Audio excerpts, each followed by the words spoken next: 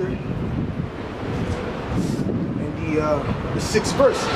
How ye, for the day of the Lord is at hand, it shall come as a destruction from the Almighty. Alright? So that's what you people don't understand. Now you think that man is controlling what's going on here, man. It's not man, it's the Heavenly Father, man. It's Yahweh Bahashem, Yahweh Shai, man. He's controlling this, man. He controls the hearts of these kings, man. To make them do what he wants them to do, man. The same thing that he did with Pharaoh, man. He told Pharaoh what? Moses told Pharaoh to let his people go, and Pharaoh actually agreed. He was going to let them go. But then it said the Lord hardened his heart, man. The Heavenly Father hardened his heart, man. All right, so Pharaoh didn't have a choice in that, man. All right. So let me read that again, right? Therefore shall all hands be faint, and every man's heart shall melt, which means they shall be in fear, man. They shall be in great fear, right? If you could imagine, right, nuclear missiles coming from one end of the earth to where you are, right? You're obviously going to be anticipating that coming, and you're going to be in great fear, man. A lot of these people are going to catch heart attacks and die, you know, because it's something dreadful, man. All right. For someone to die through nuclear missiles, man, that's something serious, man. All right. And one of these quotes that I like to quote a lot is the anticipation of death is worse than death itself, man. And that's the truth. All right. The fact that you know you're about to die is worse than death itself, man. That's what's gonna happen when these missiles are shot off. All right. And they shall be afraid, pangs and sorrows. They shall be afraid, pangs and sorrows shall take hold of them. They shall be in pain as a woman in travail. They shall be amazed one at another. Their faces shall be as flames, man. In other words, you're gonna see grown men. You're gonna see grown men with muscles on top of muscles, right? They're gonna be acting like women in that day, man. They're gonna be scared like little girls in that day, man. That's how dreadful that day is, man. You know, you're gonna have warriors, veterans, man. You're gonna be scared in that day, all right? Because that day is a dreadful day, man. Excuse me.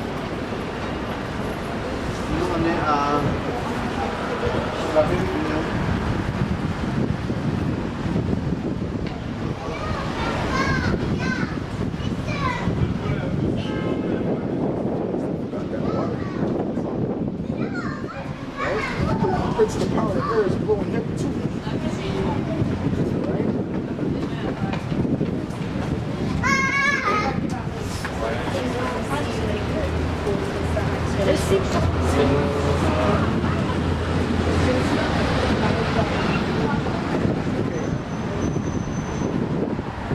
Behold, the day of the Lord cometh, cruel both with wrath and fierce anger, to lay the land desolate, all right, and shall destroy the sinners thereof out of it. All right, so let's talk about those nuclear missiles still. All right, for the stars of heaven and constellation thereof shall not give their light, and the sun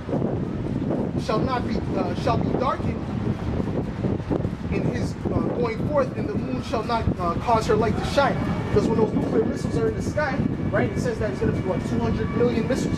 All right, when those missiles are in the sky, it's going to black out the sun. It's going to black out the moon. All right? The only thing you're going to be able to see is darkness, man. That's the day that's coming, man. And when I say 200 million missiles, that's talking about on America. All right? But when that hits America, you guys are going to feel it over here too, man. You're talking 200 million nuclear missiles, man. It says the earth is going to rail to and fro like a drunkard, man. So there's going to be plenty of deaths around the planet, man. All right? People are going to be dying left and right. We get that in 2nd Ezra after this. This is, we read that again, verse 9. Behold, the day of the Lord cometh cruel, both with wrath and fierce anger, man. They teach the day of the Lord is going to be a good day. That's not the truth according to the Bible, man. It says the day of the Lord is cruel with fierce anger, man. All right? Because he's coming to bring vengeance, man. He's not coming to play games, man. All right?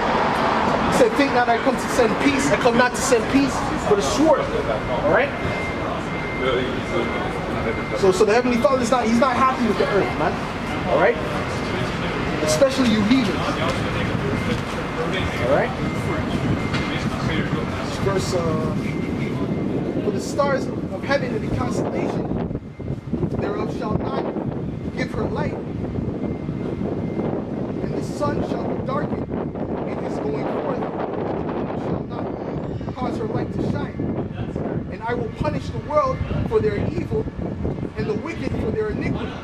And I will cause the arrogancy of the proud to cease, and will lay low the haughtiness of the terrible. All right? When it says the wicked, that's talking about these Edomites, that's so-called white men. All right? He's known as the wicked according to the Bible. All right? But when it says that he's going to cause arrogancy to cease, when destruction comes about people, right? When people are about to die, all that proud looks there, their head up in the air, that stops, man. Instantly, man.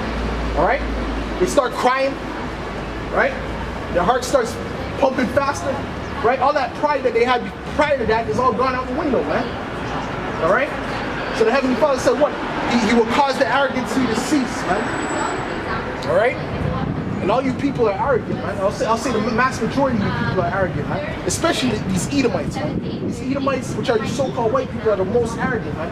The scriptures refers to you as thou most proud, man. He said thy pride has deceived you, man. Which it has deceived you. Right? You believe your own hype, the Apostle Tahar said, man. You believe your own hype. The lies that you push down the planet Earth, man, this false white supremacy, you believe it, man. And when we show you the truth, according to telling you that the so-called Negroes ruled Europe for 1,000 years, the Dark Ages, right? We created the most inventions. You don't want to accept that, even though it's the truth, man. Because you believe your own hype. It says the pride of thine heart has deceived you. Thou that dwellest in the clefts of the rocks, man. Which is talking about the caves, man. All right. So you Edomites got a big judgment coming to you, man. All right. Continue with that. This is verse 11. And I will punish the world for their evil, and the wicked for their iniquity. All right, just talking about you Edomites mainly. All right, but it's also talking about 2/3 of the nation of Israel. And I will cause the arrogancy of the proud to cease, and will lay low the haughtiness of the terrible, man. All right, which is talking about you Edomites. You are the terrible, man. All right. I will make a man more precious than fine gold, even a man than the golden wedge of Ophir, man. All right, that's talking about the elect, man. That's talking about the man of the Lord. See, the brothers out here pushing this word out, truth and sincerity, they're going to be made more precious than fine gold, man. All right? Right now in this society, they bring up the women to a high level. Right? They make the women feel like they're above the man in this society. But according to the Heavenly Father, it's not so. And that's going to come to light when the destruction of the society happens, man. Because guess what? When there's famine in the streets, women just become women, man. They don't hold any value in that day, man. Because what can they do, man? When it comes down to survival, man. Right? What can they do? They're going to be looking for a man to protect them. All right? And even men are going to be like women in that day. The only man that's going to be able to protect them or is a man of the Lord, man, which is an Israelite, man. All right? An elect Israelite, not just any Israelite. All right?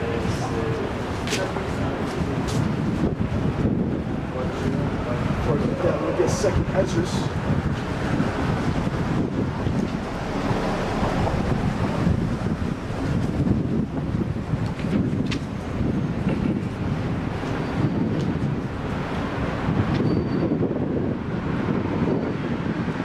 Second Ezra 16, verse 13.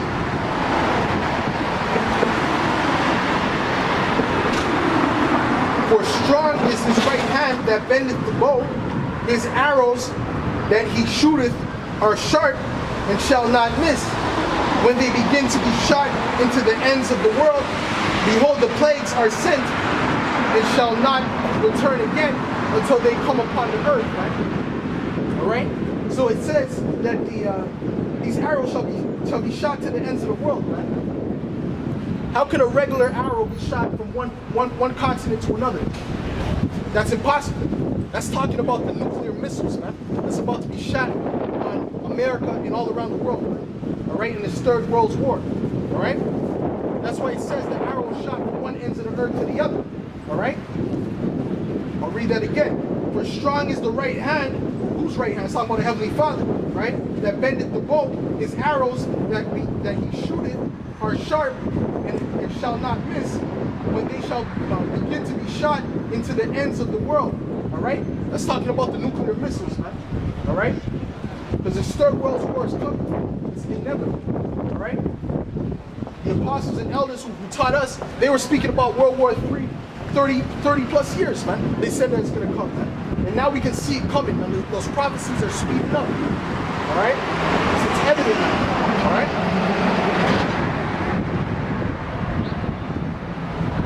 Behold, the plagues are sent and shall not return again until they come upon the earth. The fire is kindled and shall not be put out. All right, let's talk about the nuclear fire, all right? Until it consume the foundation of the earth. What can consume the foundations of the earth, man? That's talking about the nuclear fire, which is going to burn up these elements, man, in the Third World War. All right? So when brothers speak about the World War III, right? Everything that we're talking about is in the scriptures, man. Because this is going to happen, man. It has to happen in order for the kingdom to be established, man. All right?